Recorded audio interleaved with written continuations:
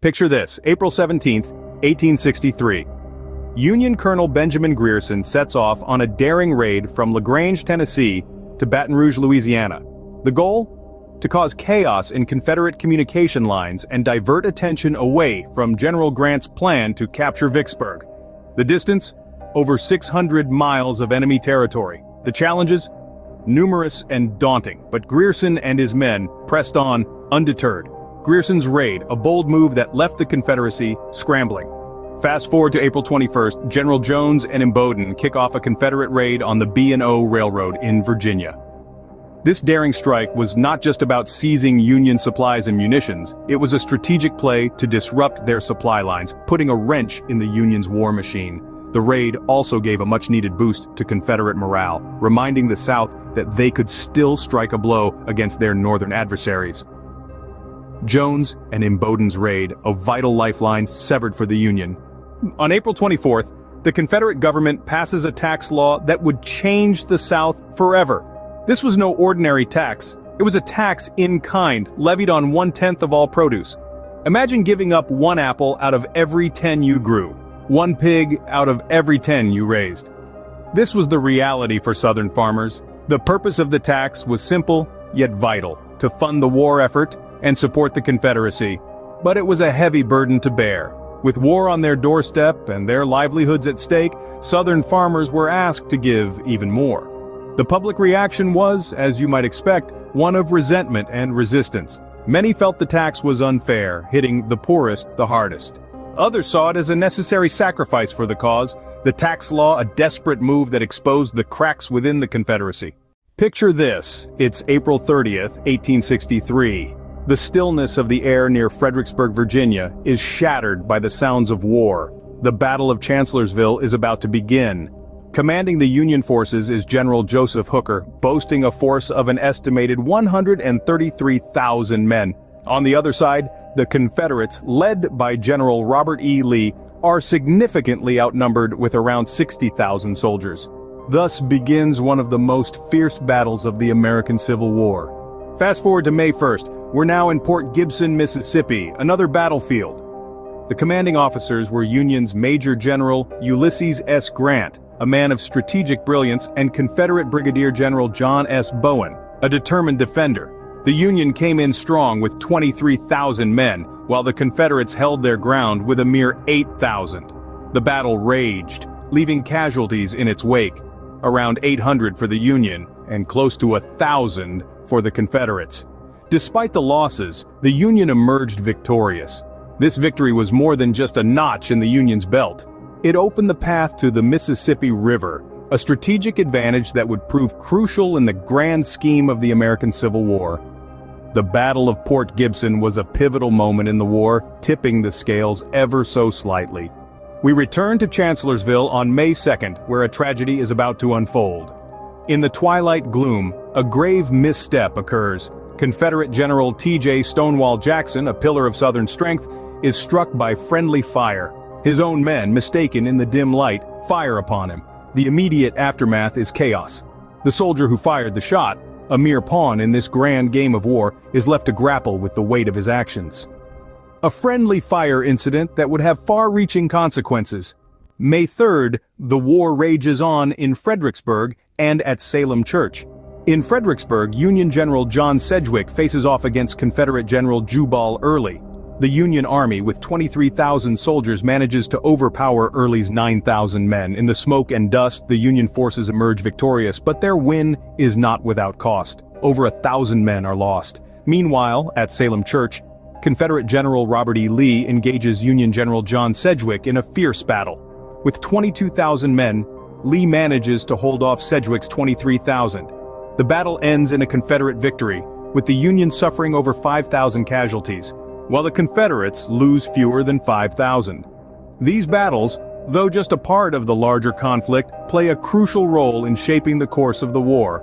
The Union's loss at Salem Church and the win at Fredericksburg bring both hope and despair. 2 more battles, 2 more chapters in the bloody saga of the American Civil War. May 6th, the Battle of Chancellorsville ends with a Confederate victory. The battle was a brutal display of strategy and courage, led by commanding officers like Robert E. Lee for the Confederacy and Joseph Hooker for the Union. The Confederacy, despite being outnumbered 2-1, managed to seize the day. But the victory came at a high price, with both sides together losing close to 30,000 men. This battle, one of the most significant in the American Civil War, bolstered the Confederacy's confidence, but it also depleted their resources significantly. Just 4 days later, on May 10th, the Confederacy suffered a heart-wrenching blow. General Thomas Stonewall Jackson, a man who was as much a symbol of the Southern cause as he was a military leader, succumbed to pneumonia. The incident that led to his death was a tragic misfire from his own men, a mistake that cost the Confederacy one of its finest generals. Jackson's death sent shockwaves through the Confederate ranks. It was a blow to their morale, and a personal loss to Robert E. Lee, who considered Jackson his right arm. Jackson's death was not just a personal tragedy, but a strategic setback for the Confederacy that would echo through the remaining years of the war. The death of Stonewall Jackson marked a turning point, a moment of profound loss for the Confederacy and a symbol of the high cost of this war. The sun rose on May 12, 1863, illuminating the battlefield at Raymond, Mississippi. Union General James B. McPherson squared off against Confederate General John Gregg. The Union forces, a formidable 10,000 strong, stared across the field at the outnumbered Confederates, who numbered only 3,000. The air was tense, the silence broken only by the distant cry of a hawk. As the day wore on, the sounds of war filled the air, the casualties mounting on both sides. The Union forces suffered 442 losses, while the Confederates counted 514 of their own fallen. Despite the heavy losses, the Union emerged victorious, their spirits buoyed by the success. This victory was more than just a morale boost. It was a stepping stone, allowing the Union to push further into the heart of Mississippi. As the sun set on the battlefield, the Union soldiers celebrated their victory, unaware of the battles that were yet to come.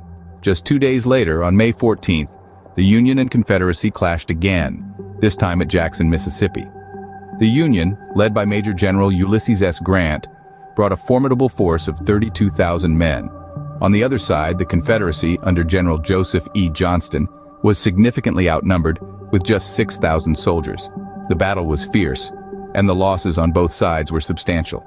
The Union bore the brunt of the casualties with about 300 men lost, while the Confederacy suffered heavier losses, with 845 men not returning home. Despite the losses, the Union emerged victorious. A decisive win that disrupted Confederate communications and isolated the city of Vicksburg. This strategic victory played a crucial role in the Union's Mississippi campaign. With the city of Jackson in Union hands, the Confederacy's hold on Mississippi was beginning to falter. May 16th brought the Union and Confederacy together once more at Champion Hill. Major General Ulysses S. Grant led 32,000 Union soldiers against Lieutenant General John C. Pemberton's 23,000 Confederate troops. The battle was fierce, with the Union suffering 2,457 casualties and the Confederacy 3,840. Despite the losses, the Union emerged victorious, marking a turning point in the Vicksburg campaign. Champion Hill was a crushing blow to the Confederacy and a turning point in the war. The following day, May 17th, saw the Union and Confederacy face off at the Big Black River Bridge. The Union, led by Major General John A. Logan, commanded 17,000 troops, while the Confederate force of 4,000 was under Brigadier General John S. Bowen. The battle ended with the Union's victory, suffering 276 casualties, compared to the Confederacy's 1,751. The Big Black River Bridge was the final stepping stone to the Union's siege of Vicksburg, a siege that would further tilt the balance of the war in their favor. Have you ever wondered about the first assault on Vicksburg during the American Civil War, which took place on May 19, 1863? Imagine the tension in the air as Union General Ulysses S. Grant and Confederate General John C. Pemberton prepared their men for battle. Grant commanded a force of approximately 35,000 men, while Pemberton had around 20,000 at his disposal. The clash was brutal, resulting in heavy casualties on both sides. Despite the Union's numerical superiority, the Confederates' strategic positioning led them to victory. This initial defeat for the Union, however, served as a catalyst, shaping their strategy for the coming battles. The first assault on Vicksburg, a significant event in the American Civil War, set the stage for an even more intense battle. Just 2 days later, on May 21, 1863, the engagement at Plains Store, Louisiana unfolded. The Union, under the command of Major General Nathaniel P. Banks, clashed with the Confederates led by Lieutenant General Richard Taylor. Thousands of men fought valiantly, with casualties mounting on both sides. Despite the bitter resistance, the Union forces emerged victorious, seizing the vital Baton Rouge Road. This strategic win bolstered the Union's control over the Mississippi River, tipping the scales of the Civil War. The engagement at Plains Store marked yet another turning point in the Civil War. On May 22, 1863, the second assault on Vicksburg took place. Union Major General Ulysses S. Grant led a force of approximately 35,000 men. Opposing them, Confederate Lieutenant General John C. Pemberton commanded a significantly smaller force of around 20,000. The Union's attack, although fierce, was met with unwavering resistance, leading to a tragic number of casualties. Over 3,000 Union soldiers were lost, compared to the Confederates' 500. Despite their superior numbers, the Union failed to take Vicksburg, marking a significant victory for the Confederates. This second assault on Vicksburg not only highlighted the Confederates' strategic advantages, but also underscored the Union's determination to control the Mississippi River, a crucial aspect of their Anaconda Plan. This second assault on Vicksburg further escalated the tensions and stakes in the ongoing war. On the same day, May 22, 1863, the siege of Port Hudson, Louisiana commenced. The Union Army, under the command of Major General Nathaniel P. Banks, began the siege against the Confederate stronghold, held by General Franklin Gardner. The goal was clear: gain control of the Mississippi River. By seizing Port Hudson, the Union could sever the Confederacy's supply lines, essentially splitting it in two. This move was strategic, critical, and daring. The commencement of the siege of Port Hudson added a new layer to the complexity of the war.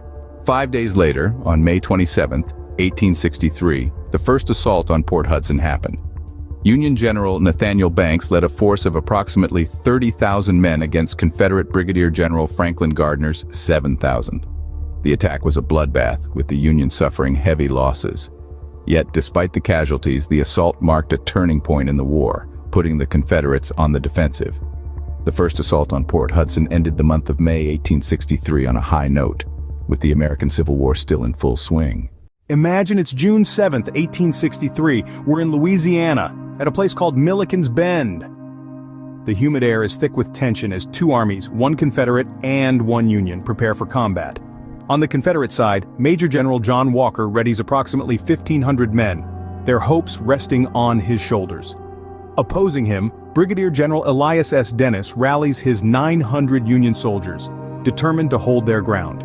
As the battle unfurls, the roar of gunfire and the cries of the fallen fill the air. The Confederates, though outnumbering the Union, face fierce resistance.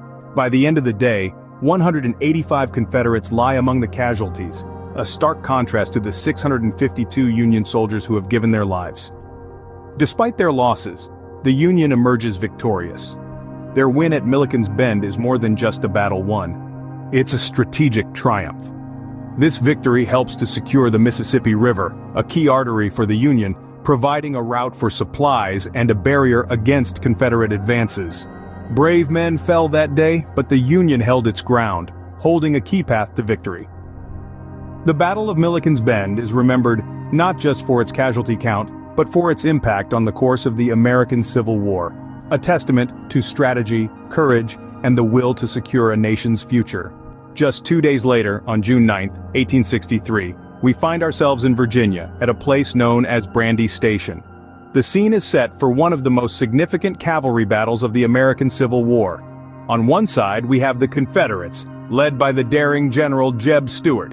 On the other, the Union forces under the command of Major General Alfred Pleasonton. The Confederates, numbering close to 9,500, had set up camp, unaware of the approaching Union forces. The Union, with a strength of about 11,000, had the advantage of surprise. The day would unfold into a fierce encounter, with both sides giving and taking in equal measure. The toll of the battle was heavy on both sides. The Confederates bore approximately 500 casualties while the Union side suffered around 800. The air was thick with the stench of gunpowder and the cries of the wounded. The ground, scarred and trampled, bore witness to the ferocity of the encounter. When the dust settled, no clear victor emerged. Yet this battle was significant. It signaled the growing strength of the Union's cavalry, a sure sign of the shifting tides in this long and arduous war. The Battle of Brandy Station was a prelude to the grueling battles that lay ahead. The battle ended, yet no clear victor emerged. But the Union had shown its growing might, a sign of battles to come. A morning chill hung over Stevenson's Depot, Virginia on June 15, 1863. The air was filled with tension as Union General Robert Milroy and Confederate General Richard Ewell led their men into the Second Battle of Winchester. With thousands on either side, the clash was fierce, the casualties high. Victory ultimately favored the Confederates, shifting the tide of the war and leaving a lasting impact. And so, the battle ended, leaving an indelible mark on the war and the men who fought in it. Just 2 days later, on June 17th, a new conflict erupted at Wassa Sound, Georgia. The Union's commander, John Rodgers, led a fleet against the Confederate ironclad Atlanta, commanded by William Webb. The Union boasted 3 vessels to the Confederates' 1, but both sides fought fiercely. The Union eventually triumphed, capturing the Atlanta and its crew. This naval victory was not just a boost for Union morale, it also secured a strategic water route, vital for the Union's blockade strategy. The waters of Wassa Sound bore silent witness to the battle's conclusion and its reverberations in the war. On June 20th, a significant shift took place away from the battlefield. As the Civil War raged on, West Virginia made the bold move to join the Union as the 35th state. This wasn't a decision taken lightly. Virginia itself was deeply divided, with loyalties split between the Union and the Confederacy. The formation of West Virginia revealed these fractures, reflecting the tremulous state of the nation. West Virginia's entry into the Union marked a pivotal moment in the nation's history. June 23rd saw the beginning of a strategic maneuver in Middle Tennessee, the Tullahoma Campaign. Orchestrated by Union Major General William Rosecrans, this campaign was a move to push the Confederate Army out of Tennessee. Moving southward, it was a carefully crafted plan to outmaneuver the enemy rather than engage in direct combat. It was not just a physical journey, but a strategic chess game. The Tullahoma Campaign, now underway, was set to make a significant impact on the war's course. June 28th brought a major change to the Union forces, with General George G. Meade stepping into a significant role. President Lincoln and his advisors, dissatisfied with General Joseph Hooker's leadership, sought a commander who could bring a decisive victory. Their choice? A Pennsylvanian engineer and military man, George Gordon Meade. With less than a week's notice, Meade was thrust into the role, taking the reins of the Army of the Potomac. The change was dramatic and unexpected, but it signaled a renewed hope for the Union's cause. Meade, known for his tactical acumen and stern discipline, was expected to turn the tide of the war. The hope was that his leadership would strengthen the Union's position and accelerate the end of the conflict. This was a pivotal moment, a shift in command that would shape the course of the Civil War. With Meade at the helm, the Army of the Potomac braced for the challenges and triumphs that lay ahead. The date is July 1st, 1863. We're in Gettysburg, Pennsylvania. Two forces are poised to clash in what will become one of the most crucial battles of the American Civil War. On one side, we have General Robert E. Lee leading a Confederate force of about 75,000 men. On the other, General George G. Meade at the helm of a Union army, numbering close to 90,000. As the day breaks, the initial skirmishes begin in the town itself. The air is thick with tension, the streets echoing with the sounds of war. It's a chess game played out with human lives, each side maneuvering, probing for weakness. The opening moves have been made, but this is just the beginning. The real battle is yet to erupt. As the sun sets, both sides prepare for the fierce fighting that lies ahead. July 2nd, 1863. The second day of the Battle of Gettysburg brings heavy fighting to the wheat field. Imagine a field of golden wheat swaying gently under the summer sun. Now imagine that same field turned into a battlefield, the stalks trampled underfoot by the boots of thousands of soldiers. That was the wheat field on the second day of Gettysburg. The strategic importance of this agricultural gem was immense. Control of the wheat field meant control of the high ground and a vantage point over the enemy. The fighting was fierce. The field changed hands multiple times throughout the day. Union and Confederate soldiers clashed in waves, each side desperate to secure the advantage. The air was filled with the deafening roar of gunfire and the cries of the fallen. Yet, as the sun began to set, the fighting waned. The once golden field was now a patchwork of destruction, littered with the casualties of war. As darkness falls, the wheat field is quiet, but the battle is far from over. July 3, 1863, the Battle of Gettysburg concludes, and far away in Kentucky, Morgan's raiders cross the Cumberland River. As the sun rose on the third day in Gettysburg, a failed Confederate assault known as Pickett's Charge resulted in heavy losses. The battle, a brutal three-day affair, saw around 51,000 men fall, forever marking the rolling Pennsylvania landscape. The Union emerged victorious, altering the course of the war. The Confederacy, beaten but not broken, would have to rethink its strategies. Meanwhile, over 700 miles away, a band of Confederate cavalrymen known as Morgan's Raiders were making their own mark on history, crossing the Cumberland River near Burkesville, Kentucky. Their actions, while not as grandiose as the battle to the north, would have strategic implications in the western theater of the war. The Battle of Gettysburg marked a turning point in the Civil War, while Morgan's Raiders continued their daring exploits. July 4, 1863. A turning point in the American Civil War as the Confederates surrender Vicksburg, Mississippi. This city, perched atop a bluff on the Mississippi River, was a strategic stronghold for the Confederacy. Its fall marked a pivotal moment in the war.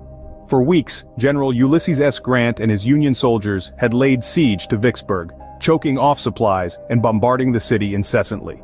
The Confederates, under the command of General John C. Pemberton, were driven to the brink, with food and ammunition dwindling. The decision to surrender was not taken lightly, but out of sheer necessity.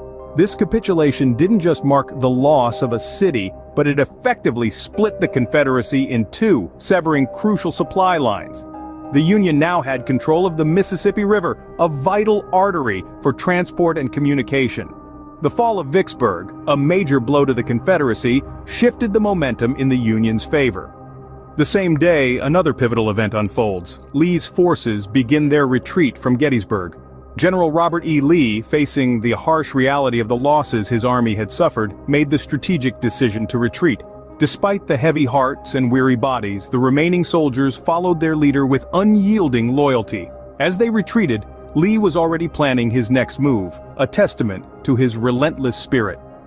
Lee's retreat marked a turning point in the war, signaling a decline in the Confederacy's military fortunes. July 5th, a day later, a fierce engagement takes place at Birdston Ferry, Mississippi. Commanded by General John Pemberton for the Confederates and General Ulysses S. Grant for the Union, the battle rages on. With thousands of men on both sides, the Union emerges victorious, but not without heavy casualties. This victory, though costly, provides the Union with a strategic advantage, disrupting Confederate supply lines. The engagement at Birdston Ferry, though lesser known, played a significant part in the larger tapestry of the Civil War. On July 6th, yet another skirmish unfolds at Williamsport and Hagerstown, Maryland. The commanding officers, leading their troops through the clashing sounds of battle, bear the weight of their decisions. Countless men from both sides join the fray, their numbers dwindling as the day wears on. Casualties mount, a testament to the ferocity of the engagement. The outcome of this encounter sends ripples throughout the war, shaping the strategies of both sides. The skirmishes in Maryland offered a grim reminder of the war's unrelenting and brutal nature. July 8th, another capitulation takes place, this time at Port Hudson, Louisiana. Overwhelmed by Union siege and starvation, General Gardner made the hard call to surrender, a decision that drastically weakened the Confederacy's hold on the Mississippi River. The surrender of Port Hudson marked yet another significant setback for the Confederacy. Also on July 8th, General John Hunt Morgan crosses the Ohio River into Indiana at Brandenburg, Kentucky, his audacious plan to divert Union forces and create havoc. With him, 2,500 Confederate cavalrymen. Morgan's daring raid into Indiana shocked the Union and further underscored the unpredictable nature of the conflict. Picture this, it's July 10th, 1863 in Falling Waters, Maryland. The air is thick with tension as Robert E. Lee's soldiers, still reeling from their defeat at Gettysburg, find themselves in another desperate situation. This isn't just another skirmish, it's a strategic retreat, a race against time, a battle of survival. The outcome? A significant blow to Confederate morale, a ripple effect felt throughout the South. So ended the action at Falling Waters, a critical point in the Civil War. On the same day, the siege of Fort Wagner in Charleston Harbor, South Carolina begins. The Union forces, led by Brigadier General Quincy Adams Gilmore, were nearly 5,000 strong, whereas the Confederates had just a fraction of that number. Despite the odds, Confederate Colonel Robert F. Graham held strong but at a cost, around 150 lives lost. This siege marked a turning point in the war, a testament to the power of strategic defense. The siege of Fort Wagner, a significant test of strength and resilience. A day later, on July 11th, the first assault on Fort Wagner takes place. The Union forces, still under the command of General Quincy Gilmore, launch an attack on the Confederate stronghold. The assault is fierce, the air thick with tension and gunpowder smoke. Despite their overwhelming numbers and artillery, the Union forces are repelled. The Confederate defenses, led by General P.G.T. Beauregard, hold firm. The first assault on Fort Wagner, a display of courage and determination.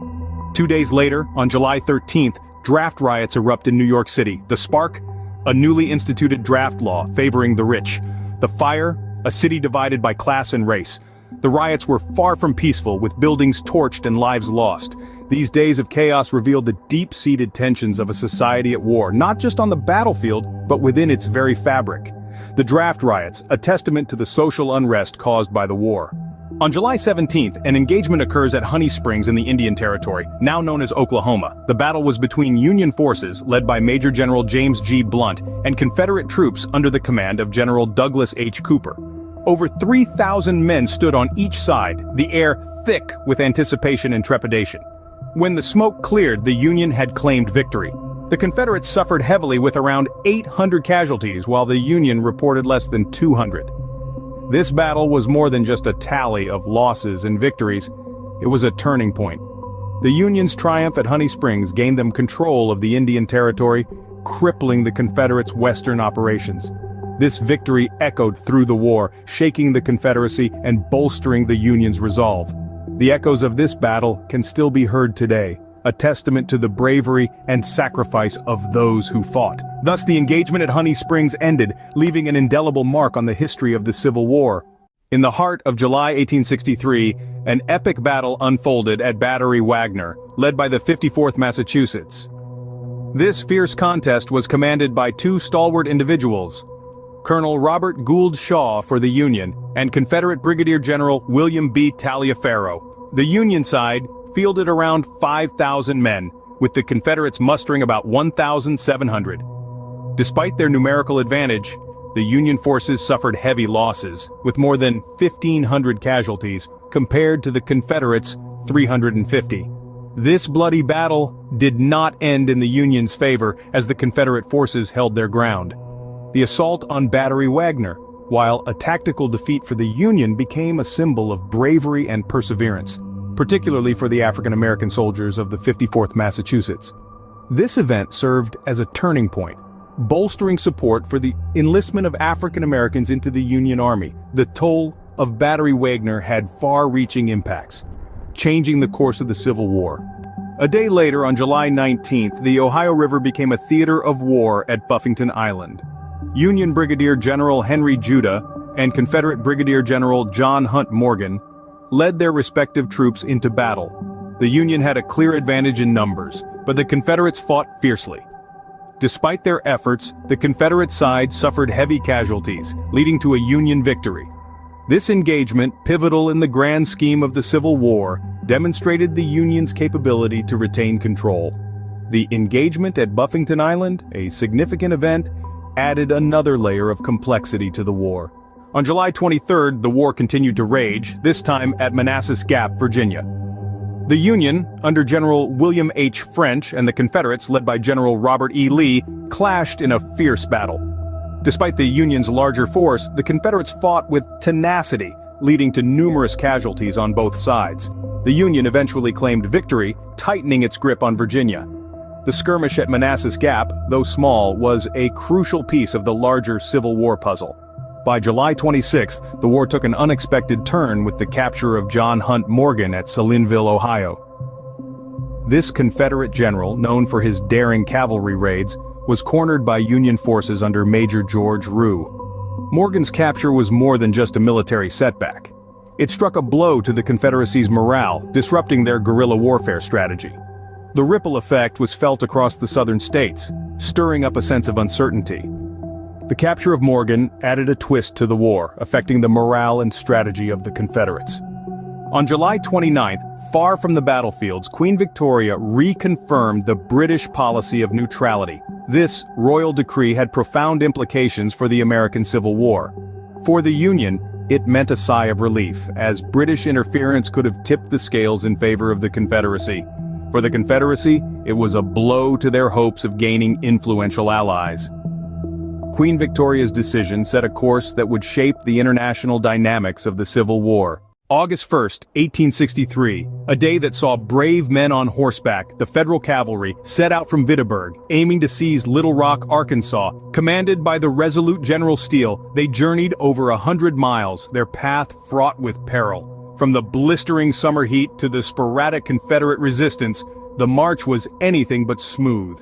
Yet amidst these trials, the men held their nerve, their resolve unbroken. Despite the obstacles, these men pressed on, their eyes set on Little Rock.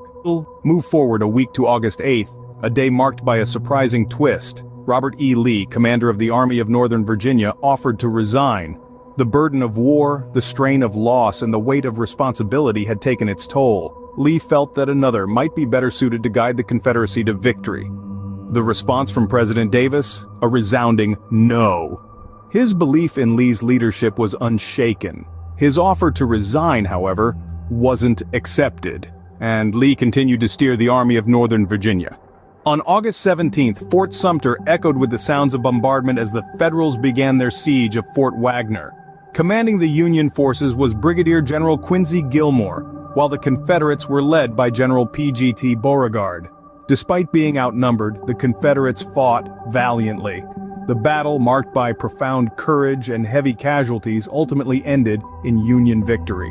This critical moment in the war tipped the scales in favor of the Union, shaping the course of the conflict. The siege of Fort Wagner, a critical moment that shaped the course of the war.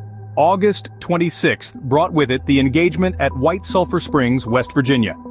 Commanders on both sides, Union's Colonel George R. Latham and Confederates Brigadier General Samuel Jones, led their troops into the fray. The skirmish was fierce, both sides suffering significant casualties. Yet, despite their losses, the Confederates managed to hold their ground, securing a strategic victory. This clash, though not the largest, was instrumental in shaping the course of the war. The engagement at White Sulphur Springs, a vital piece in the war's vast puzzle.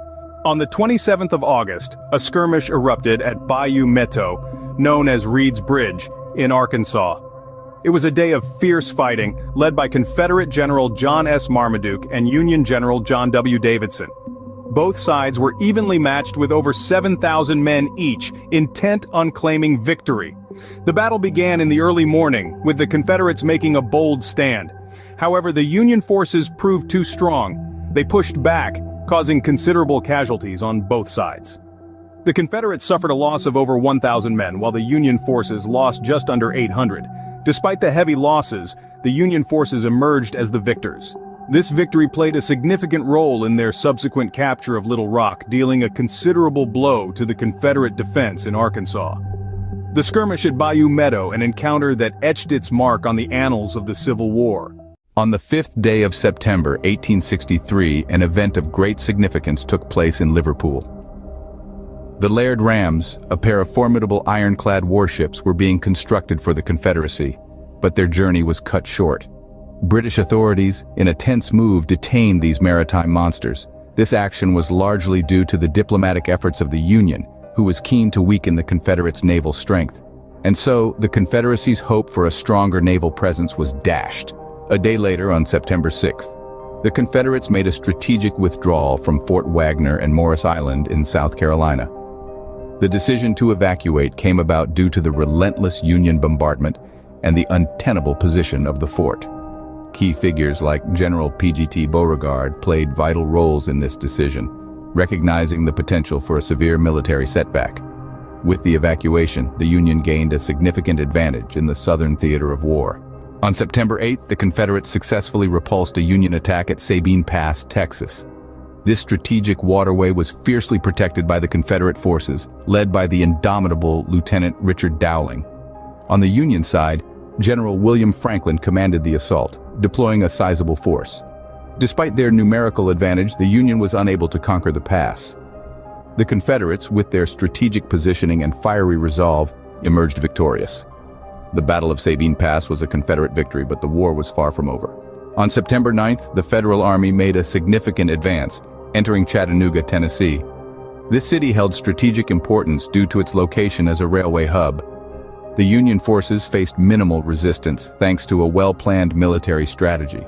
By controlling Chattanooga, the Union gained a foothold in the Confederate heartland, disrupting supply lines and paving the way for future victories. Such a bold move was not without risks, but it paid off handsomely. The Union's entry into Chattanooga marked a turning point in the war. And finally, on September 10th, Union forces captured Little Rock, Arkansas. The Union invasion, led by Major General Frederick Steele, was a strategic move that shook the Confederates' southern stronghold. Steele's troops advanced with a determination that was palpable, their eyes set on the prize, Little Rock, the capital of Arkansas. The Confederate forces, under General Sterling Price, were outmatched and outmaneuvered.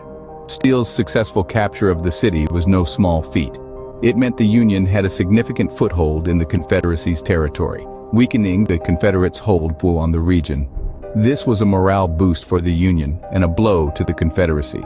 The loss of Little Rock was a significant setback for the Confederacy, disrupting their supply lines and communication channels.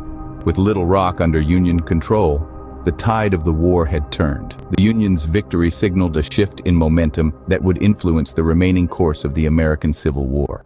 On a day like this, September 15, 1863, something extraordinary happened. President Lincoln suspended habeas corpus. Now, you might wonder, what is habeas corpus? In simple terms, it's a legal action, a writ, that allows individuals to seek relief from unlawful imprisonment. It's a cornerstone of our justice system, designed to prevent arbitrary arrests. But in the thick of the American Civil War, President Lincoln saw things differently. He suspended habeas corpus to curb what he termed rebellion and invasion. His reasoning? The nation was in crisis, the Union was under threat, and extraordinary measures were needed. However, this move was not without controversy. Critics argued that Lincoln overstepped his authority, infringing on civil liberties. Supporters, on the other hand, saw this as a necessary step to preserve the Union. Regardless of where one stands, it's clear that this action, quite a bold one, set a precedent and impacted the course of the war. Fast forward to September 18, 1863, Confederate forces made a move at Chickamauga Creek. They had their eyes set on a grand prize, control of crucial transportation routes. Their crossing wasn't just a simple move, it was a calculated strategic maneuver, a chess play in the grand scheme of the Civil War. The ripple effect of this action would echo far into the future, setting the stage for the critical Battle of Chickamauga. This crossing was a key strategic move that shaped the battles to come. Also, on this day, a skirmish broke out at Bristol in East Tennessee. The commanding officer for the Union was General Ambrose Burnside, facing off against his Confederate counterpart, General Sam Jones. Each side was evenly matched with approximately 3,000 men. Despite the fierce fighting, casualties were relatively low, with less than 100 men falling on each side. The Union, under Burnside's strategic command, emerged victorious. This success bolstered the morale of Union forces in East Tennessee and restricted vital Confederate supply lines. Although it was a small clash in comparison to the larger battles of the Civil War, its impact was felt. This skirmish, though small, played a role in the grand scheme of the war. The very next day, September 19th, the Battle of Chickamauga, Georgia, begun. The air was thick with anticipation and fear as the Union and Confederate forces prepared for combat.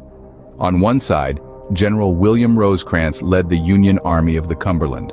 On the other, General Braxton Bragg commanded the Confederate Army of Tennessee. More than 100,000 men stood on the verge of battle, unaware of the bloodshed that lay ahead.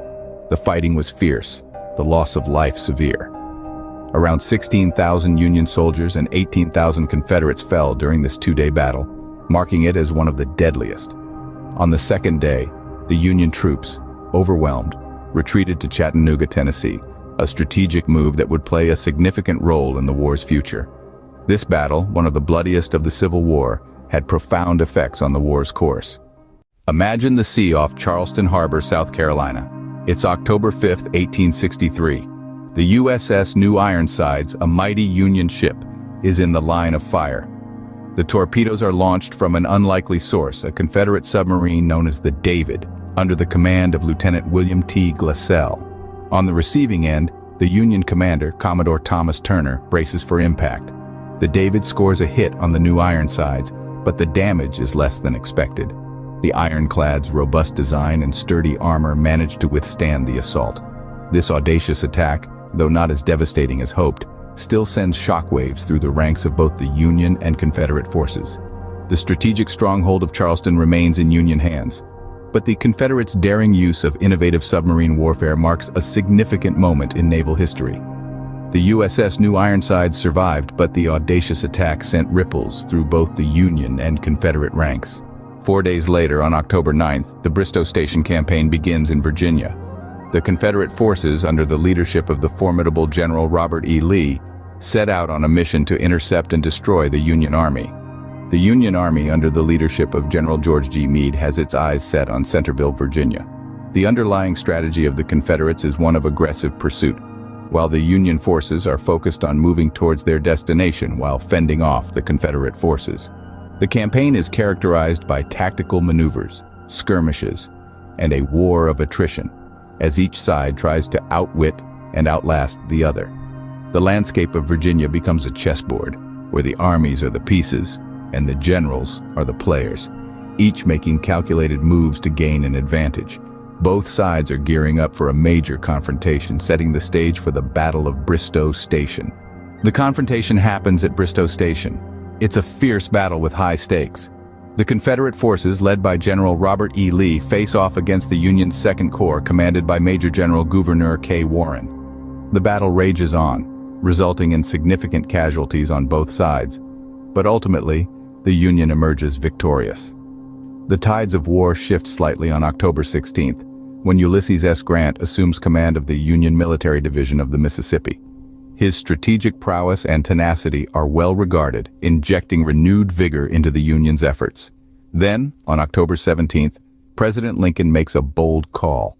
He requests an additional 300,000 volunteers to join the Union Army. His words resonate across the nation, stirring the hearts of many who heed his call and join the cause. These events of October 1863, from torpedo attacks to major battles to leadership changes, shaped the course of the American Civil War in profound ways. Imagine, it's October 19, 1863. The air is thick with tension in Virginia, as the Buckland races, a cavalry engagement, is about to unfold. On one side, we have Confederate Major General Jeb Stuart, on the other, Union Brigadier General Judson Kilpatrick, each commanding officer leading a force of brave men into battle. Casualties were high on both sides, but the day ended in a Confederate victory. The Buckland races, a fierce battle, ended in a Confederate victory, setting the stage for more intense confrontations to come. Just a day later, on October 20th, another skirmish erupts, this time at Warm Springs, North Carolina. Commanded by experienced leaders, both sides engage in a fierce confrontation. Despite their best efforts, Union forces suffer severe casualties, tipping the scales in favor of the Confederates. This victory, while not as grand as others, significantly boosts Confederate morale and strengthens their foothold in the region. The skirmish at Warm Springs, though smaller in scale, carried weight in the unfolding drama of the war. Fast forward to October 26th, we find ourselves near Waynesville, Missouri, at a place known as King's House. The house belonged to a prominent local, King, and became the unlikely stage for a fiery clash during the Civil War. The forces involved were unlikely combatants, fighting not just for territory but for survival. As the dust settled, the events that transpired at King's House had a profound impact, shaking the morale of the soldiers and subtly shifting the trajectory of the war. The fight at King's House, a seemingly inconsequential event, had far-reaching effects on the morale of the soldiers and the trajectory of the war. 2 days later, on October 28th, the war moves to Wauhatchie, Tennessee. Union General Joseph Hooker, commanding close to 10,000 men, faces off against Confederate General Micah Jenkins, leading a force half that size. The battle results in a significant number of casualties, but ends in a decisive Union victory. This win reinvigorates Union morale and provides a strategic advantage in the Chattanooga campaign. The engagement at Wauhatchie, a Union victory, served as a beacon of hope amidst the despair of war. Finally, as October nears its end, the conflict flares up again at Warsaw and Ozark in Missouri on the 29th. The forces on both sides are weary, yet they're driven by a sense of duty and determination. The Union troops, led by stalwart commanders, confront the Confederate forces who are equally resolute, prepared to defend their home ground at any cost. The reasons for the fighting are deeply rooted in political and ideological differences, but on the battlefield, it boils down to survival, honor, and the hope of victory. The outcome, however, is not a clear victory for either side. It's a brutal, drawn-out fight which results in heavy losses and a stalemate. The fighting at Warsaw and Ozark, marked by its intensity and ferocity, further underscored the harsh realities of the Civil War and its far-reaching impacts. It's a stark reminder that the effects of war are not confined to the battlefield, but ripple out, shaping the course of history and the lives of those involved.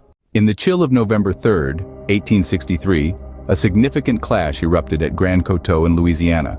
The Union's General Godfrey Weitzel and the Confederacy's General Alfred Mouton led their respective forces into this pivotal engagement. With approximately 4,000 Union soldiers against a Confederate force of 2,000, the battle was fierce and the casualties substantial.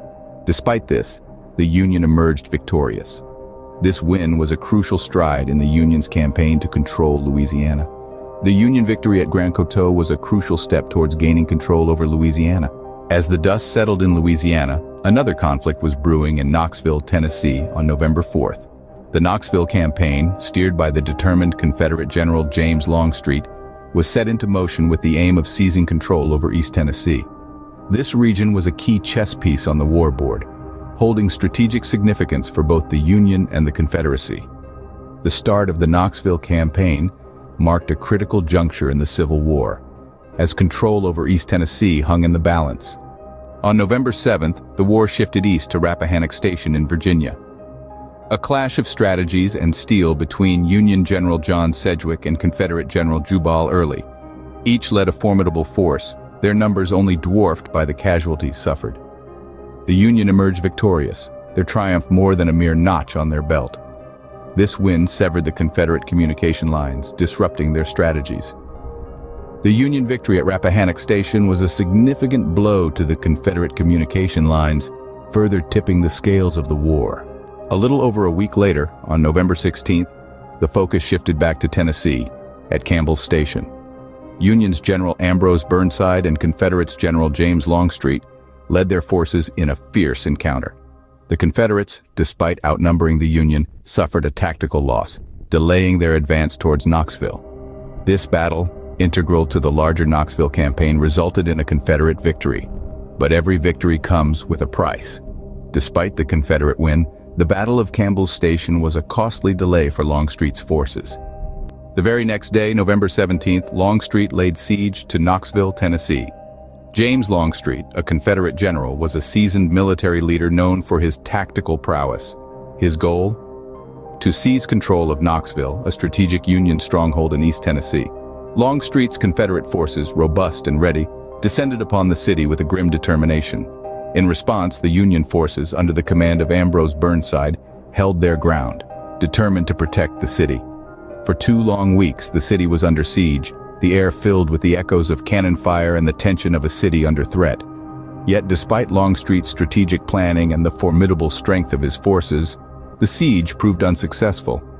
The Union forces maintained their hold, and the city of Knoxville remained a Union stronghold. Despite Longstreet's determined effort, the unsuccessful siege of Knoxville marked a turning point in the Civil War, with the strategic region of East Tennessee remaining under Union control. On the 19th of November, 1863, a significant event occurred. President Lincoln delivered the Gettysburg Address. Amidst the grim backdrop of the American Civil War, this brief yet profound speech was delivered during the dedication of the Soldiers' National Cemetery in Gettysburg, Pennsylvania. The Gettysburg Address was not merely a speech, it was a beacon of hope. It breathed life into the ideals of democracy and equality, reminding a nation torn apart by war of its founding principles.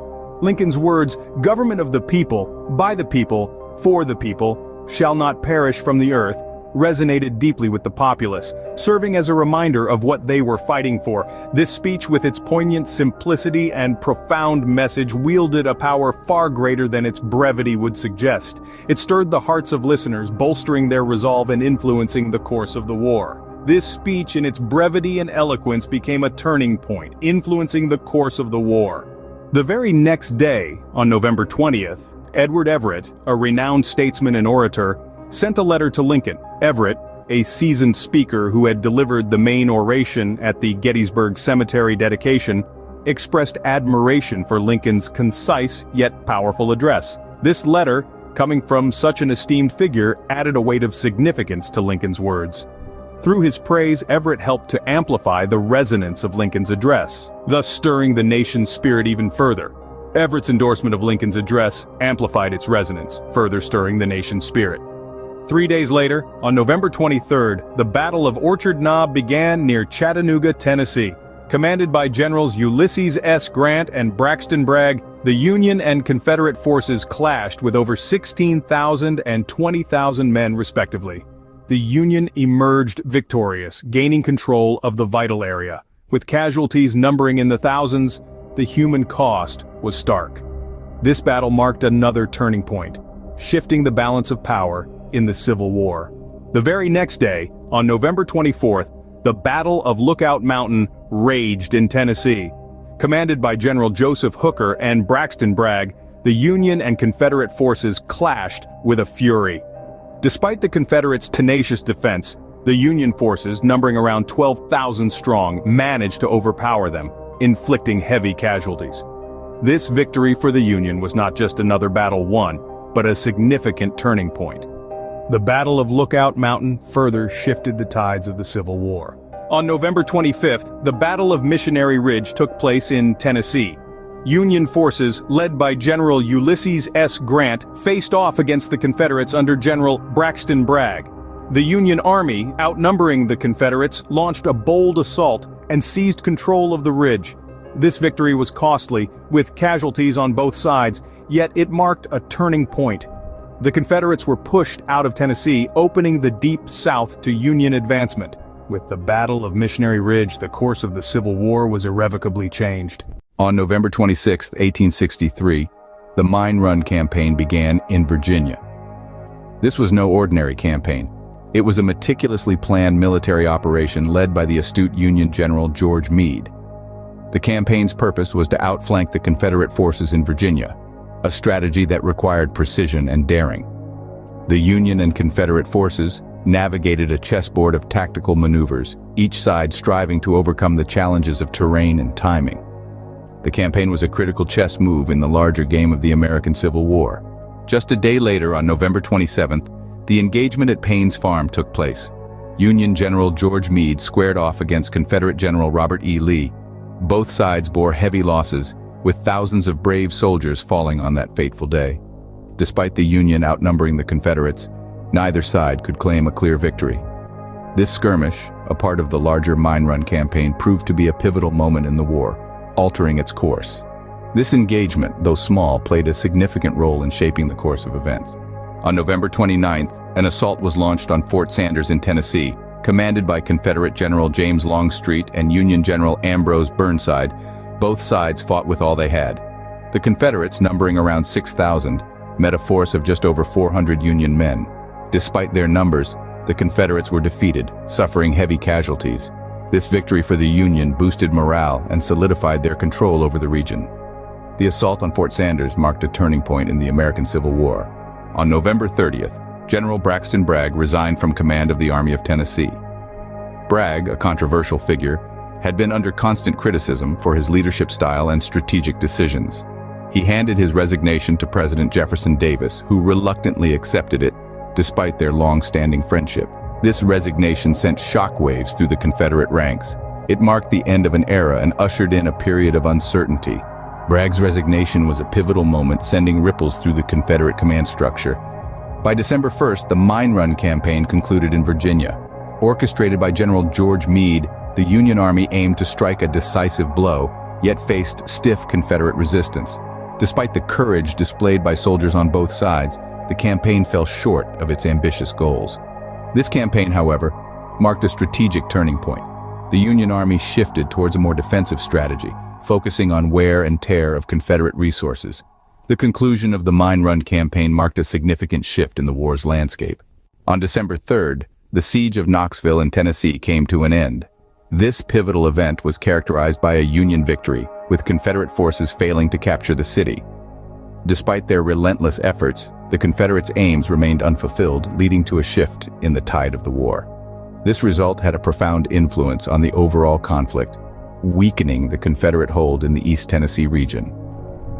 The end of the Siege of Knoxville marked a defining moment in the American Civil War. Imagine, it's December 8, 1863. President Abraham Lincoln releases a document that shakes the nation. It's the Proclamation of Amnesty and Reconstruction.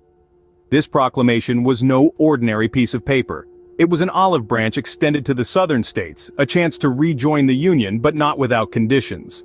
A minimum of 10% of voters in the 1860 election had to take an oath of allegiance to the Union, and the state had to abolish slavery. Public reactions were a mixed bag. Some saw it as a generous offer, a way to mend the broken nation. Others, especially those in the Confederacy, saw it as a ruse, an attempt to divide and conquer. Despite the opposition, the proclamation had a profound impact on the war. It provided a glimmer of hope for a peaceful resolution, a light at the end of a seemingly endless tunnel of conflict. This proclamation was a beacon of hope amidst the chaos, offering a vision for a united America once again. Fast forward to December 14th at Bean Station, Tennessee. A fierce battle is about to take place. Commanding the Union forces was General James Longstreet, with Confederate General John Parke opposing him. The Union boasted 25,000 troops, the Confederates a mere 4,000. Despite the odds, the Confederates emerged victorious, inflicting heavy casualties on the Union side. This surprising triumph for the Confederacy reinvigorated their spirits, shifting the momentum of the war. The battle at Bean Station was a turning point, leaving a deep scar on the nation. 2 days later, on December 16th, a skirmish erupts at Salem, Virginia. Commanded by Union General John E. Smith and Confederate Captain James A. Walker, both sides engage in a fierce battle, with hundreds of men involved. The toll is heavy, with scores of casualties on both sides. The Union emerges victorious, a win that influences the war's trajectory, intensifying the struggle for control of Virginia. The skirmish at Salem, another bloody page in the history of the Civil War. It's December 21st, and conflict breaks out at Hunter's Mill, Virginia.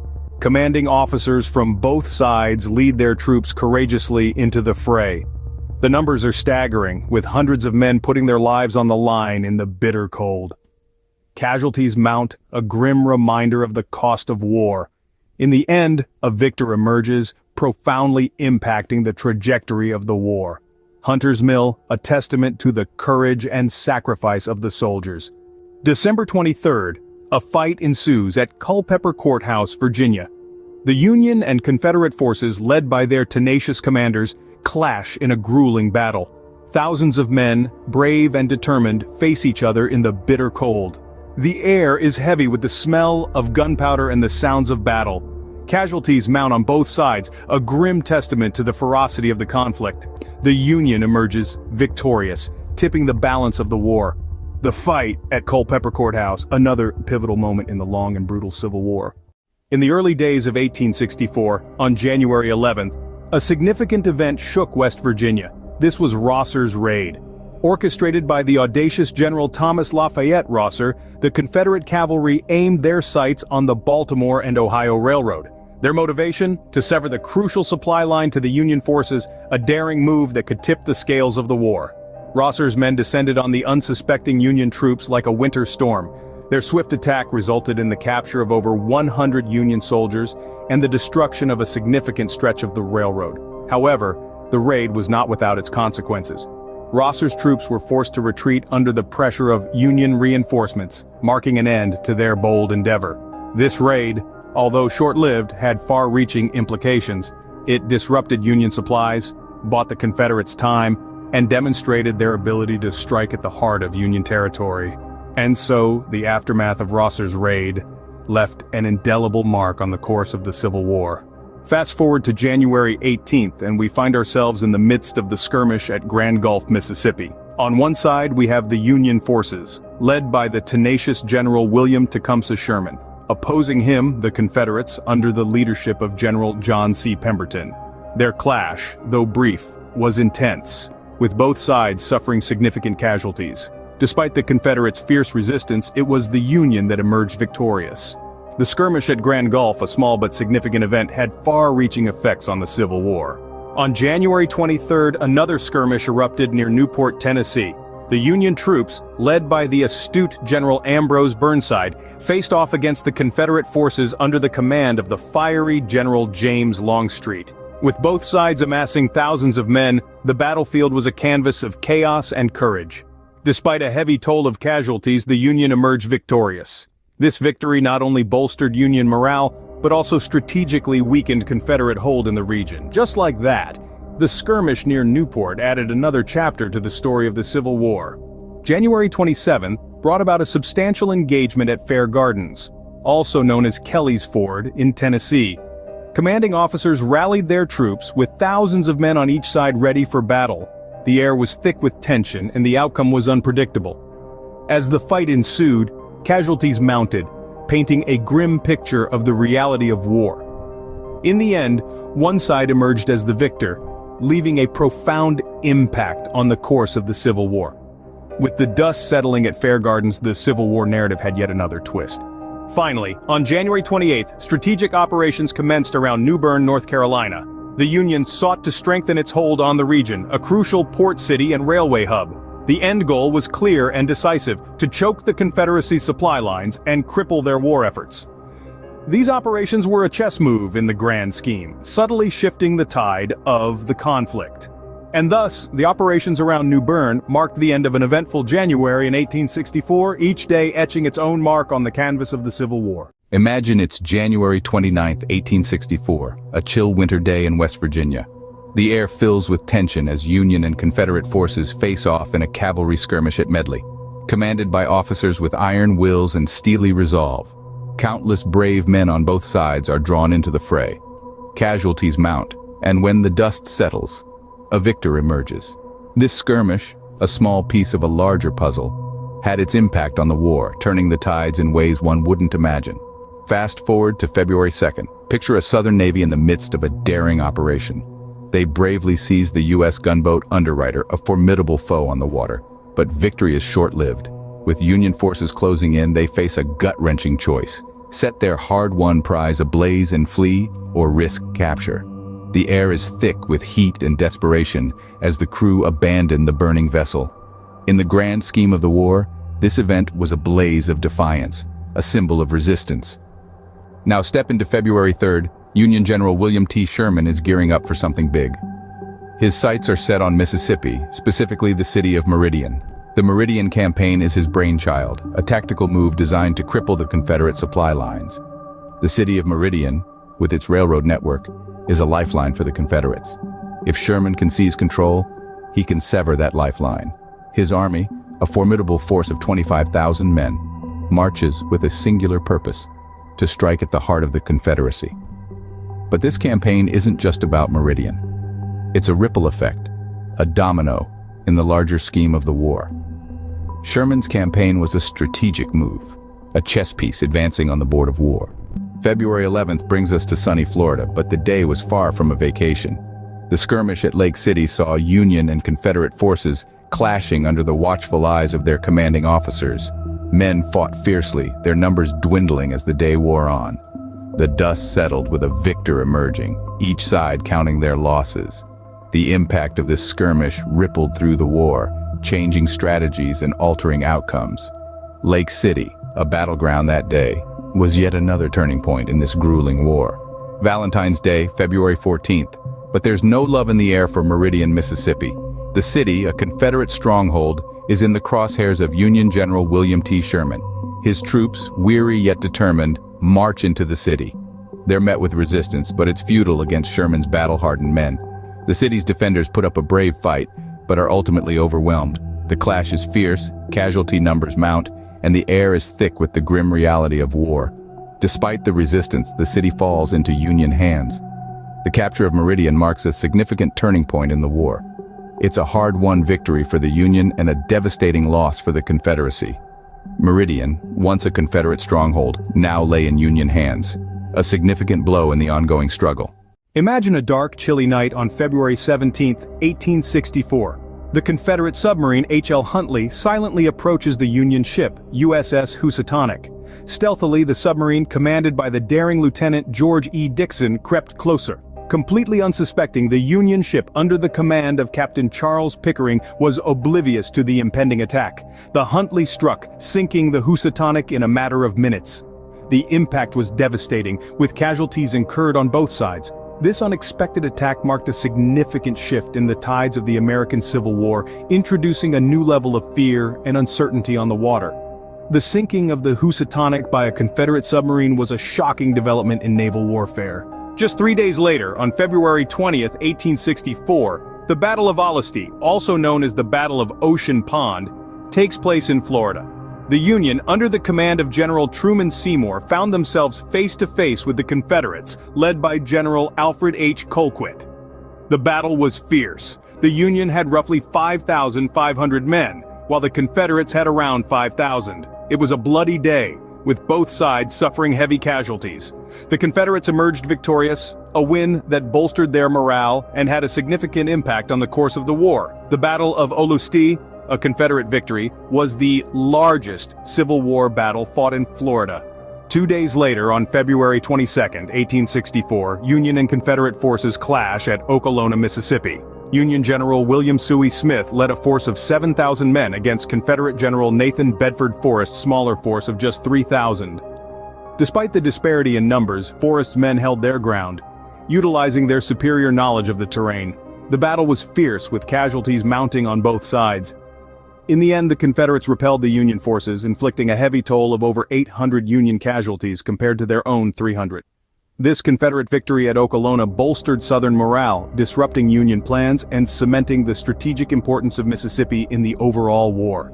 The engagement at Okolona was a Confederate victory, further bolstering the Southern morale. On the last day of February, 1864, Union General Judson Kilpatrick begins a daring raid on Richmond, the Confederate capital. His goal? To free Union prisoners and to bring the war to the enemy's doorstep. But he meets fierce resistance. Casualties mount on both sides. In the end, Kilpatrick's men retreat without accomplishing their goals. This bold strike might not have hit its mark, but it certainly rattled the cage of the Confederate leadership. Kilpatrick's raid on Richmond was a bold move that didn't quite achieve its objectives, but it did shake the Confederate leadership. On the leap day, February 29, 1864, a Union cavalry led by General George Custer fights skirmishes during a raid on Albemarle County, Virginia. Echoing gunfire, brave men falling, a small yet fierce battle. The Union claimed victory, shifting the war's momentum. Custer's cavalry skirmishes in Albemarle County were small but significant events in the larger context of the Civil War. In the cold dawn of March 1, 1864, a daring federal cavalry raid unfolded in Richmond, Virginia. Judson Kilpatrick and Ulrich Dahlgren, courageous leaders, spearheaded the raid. They faced stiff resistance, a formidable wall of Confederate soldiers. There were casualties, men who would not return, a somber reminder of the raid's high stakes. The raid was a whirlwind of chaos and courage, a dance of danger on a cold March morning. Despite their valiant efforts, the raiders were unable to achieve their primary objective. On March 5th, a decree thundered from the Confederate government, ordering all vessels to dedicate half their freight capacity to government shipments. This decree shook the average Confederate citizen to the core. They saw their goods, their livelihoods, being seized for the war effort. The public's response was a mix of resentment and resignation, understanding the desperate circumstances of the war. This order placed a significant strain on the Confederacy's already stretched resources. The order, while a burden to many, was a necessary sacrifice in the eyes of the Confederate government. March 9th marked a significant turn of events as Ulysses S. Grant was promoted to Lieutenant General. President Abraham Lincoln saw the grit and determination in Grant's leadership, promoting him as the first Lieutenant General since George Washington. Lincoln believed in Grant's aggressive approach to end the war quickly. This promotion was more than just a change in title, it was a paradigm shift in the Union's military strategy.